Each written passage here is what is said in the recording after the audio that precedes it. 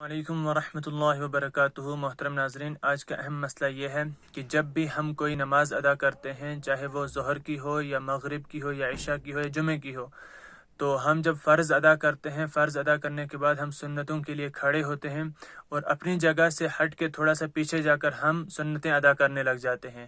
لیکن ہم میں سے بہت حضرات ایسے ہیں جو یہ غلطی کر بیٹھتے ہیں کہ وہ بنا پیچھے دیکھے ہی تھوڑا سا پیچھے جا کے نماز شروع کر دیتے ہیں، جبکہ وہاں ایک مقتدی یعنی کہ ایک نمازی پہلے سے ہی نماز پڑھ رہا ہوتا ہے، اور اس کی جو سجدے کی جگہ ہوتی ہے وہاں پر ہم جا کے کھڑے ہو کے بنا پیچھے دیکھے نماز شروع کر دیتے ہیں، جس کی وجہ سے اس پہلے والے نمازی کو سجدے میں بہت تکلیف ہوتی ہے، اس کو سجدے کی جگہ نہیں رہتی۔